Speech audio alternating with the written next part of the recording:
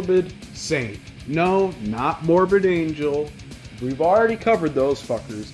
Morbid Saint are one of the most important thrash metal bands ever. We'll get to why in a minute here. But they originated from Sheboygan, Wisconsin. And they originally intended to release their first album, which was supposed to be called Lock Up Your Children, in 1988. But since they kept having trouble with labels not wanting them, which makes no sense because they're fucking awesome, why wouldn't you want Morbid Saint? What the fuck is wrong with you? Maybe it's because they were kind of in between a rock and a hard place. Around this time, death metal was getting started. Thrash metal was also getting popular, and Morbid Saint almost kind of rode the fence between the two. Although they're definitely still thrash, they're pretty intense. So in 1990, they finally got signed, and they released the best goddamn thrash metal album of all time.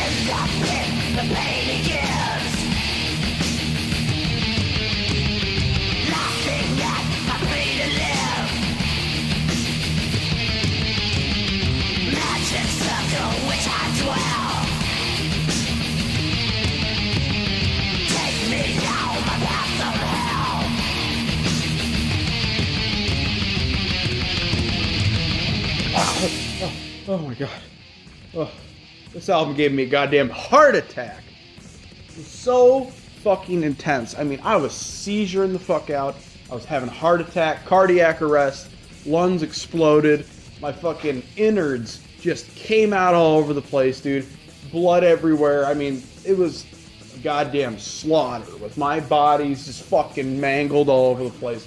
The most intense goddamn thrash album I've ever heard. I mean, right when I heard Lock Up Your Children, I'm like, is this fucking death metal? What the fuck? But once you listen to more, you're like, no, this is definitely thrash, but this is the most intense goddamn thrash you could ever hear. I mean, I remember the first time I put it on, usually it takes a couple listens for me to really grow onto an album like that, and it's rare that not only I hear an album, I love it immediately, but it's rare that I hear it, love it immediately, and say, this is the best fucking thrash metal album ever, or this is just flawless, or one of the best albums I've ever heard, top 10 material, okay?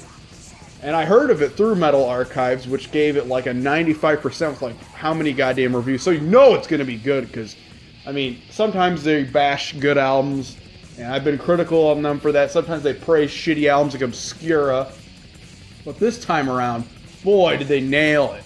They fucking nailed it.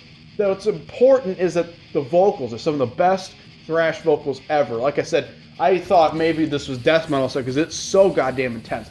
But it's just, wah, yeah, yeah, like just fucking noises. Like you're just spurting out the words with like these raspy fucking vicious vocals that don't even sound like your typical from death metal, right?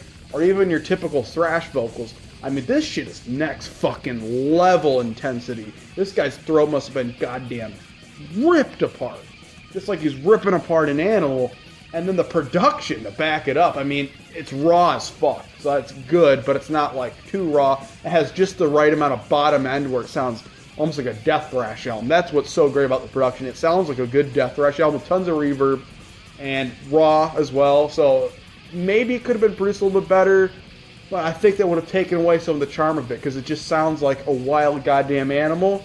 And if you remove that reverb and kind of low budgetness to it, it doesn't sound as good. Although it does have enough production, especially in the bottom end, to where it sounds like this relentless fucking beating. Like you're just, you know, an unsuspecting black man walking down fucking sidewalk and then a bunch of police officers just beat the fuck out of you. Relentlessly. Stop resisting arrest, god damn it!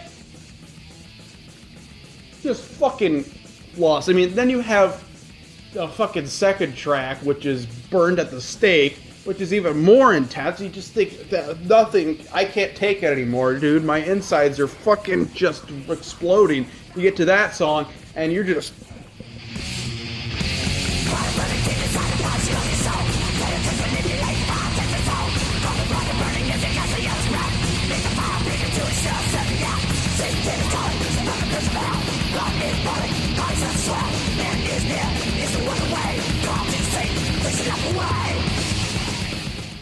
Look, I say, man, if you're gonna listen to this album, you better bring some fucking tissues. Not for crying, of course, for other things, you know. You gotta bring a fucking, what are those things they fucking shock you with it? The defibrillators or whatever the fuck. You gotta bring things to clean up the blood that you're just gonna be throwing up all over the place because it's just, it causes sound waves to damage your fucking organs, man. You gotta bring a lot of tools, man. You gotta listen to it one track at a time or else you might die. This is a fatal listening. Fatal brutality. Crying for Death. What a classic song from this album. I mean, anyone that would listen to this more than one track a day or a week is gonna be crying for death. Like, please, God, fucking save my soul from this fucking torturous listen. But not torture in a bad way. We mean like torture as in it's so vicious. Like I said, your body is physically writhing with pain.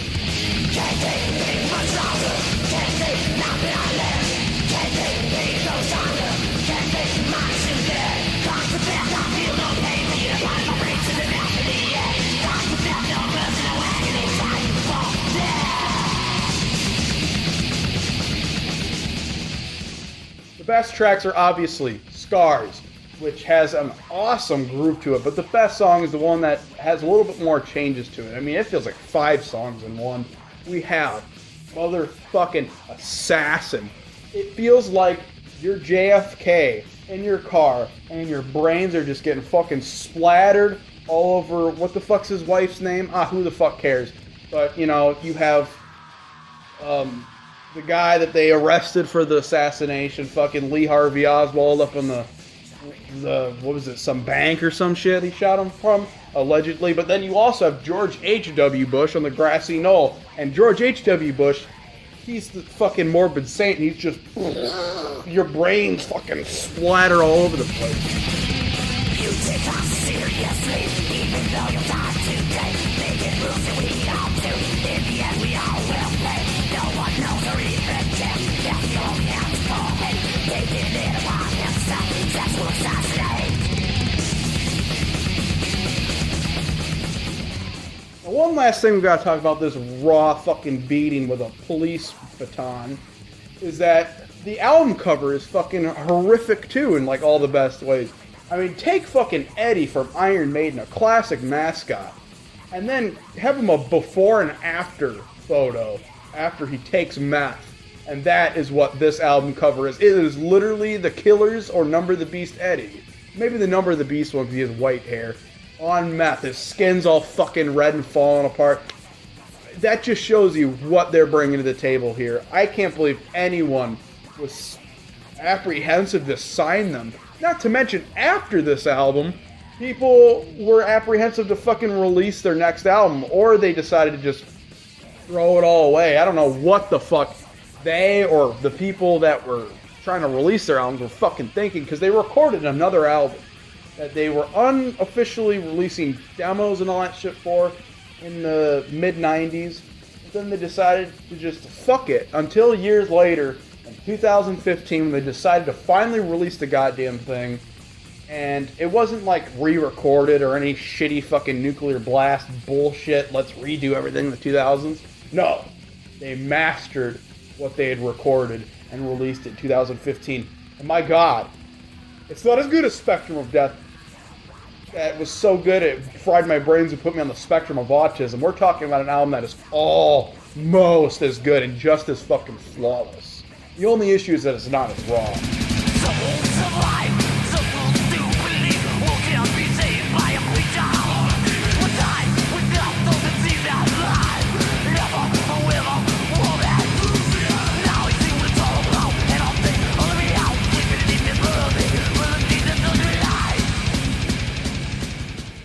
Now, Destruction System, its album cover is perfect because it shows a guy that has blown his fucking brains out. Or maybe someone blew his brains out, like JFK, you know, you have George H.W. Bush on the grassy knoll. Anyways, this motherfucker's brains are fucking blown the fuck out, and you have some guy watching him, you know. Ooh, what's going on here? What's important, though, is that this guy could not take this album or this band's music any fucking longer because it was too much. It was too goddamn good! think you're a true man, you think you could take this, you fucking can't without going insane and going to a mental asylum, blowing your brains out, or becoming a goddamn vegetable or a fruit, you know. But anyways, this album is, like I said, not as raw as Spectrum of Death, which is sad. The bottom end is even groovier. You have some kind of groovy riffs in here, I'm not gonna lie, which is good.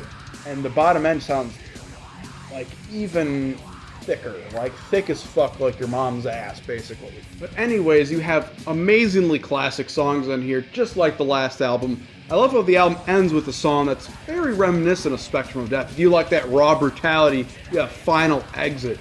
Great riffs. However, the rest of this album is more dynamic. You have some really cool chanting parts. You have some great grooves and then fast speed-up moments and all that nice shit. I think it's best exemplified in my favorite song on the album, Halls of Hair. Such an interesting song. Every twist and turn it takes is a new interesting one, and the vocals on it are really fucking good.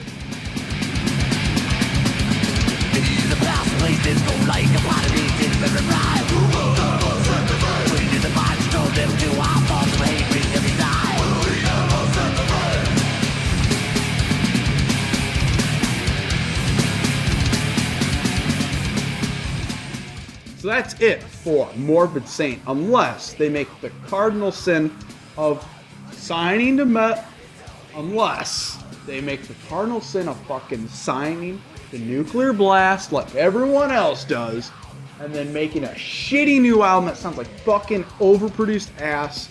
You're gonna make a new album, make it sound like the classic stuff because Destruction System was badass, right? That was a great release because you guys have actually released something that was pretty much old school in the modern day. How about if you're gonna make a new album, make it sound old school. Don't be fucking possessed. We're now gonna make a shitty Nuclear Blast sounding album, okay? Because Destruction System gotta be the best fucking thrash album in years. Subscribe to the Downfall Network.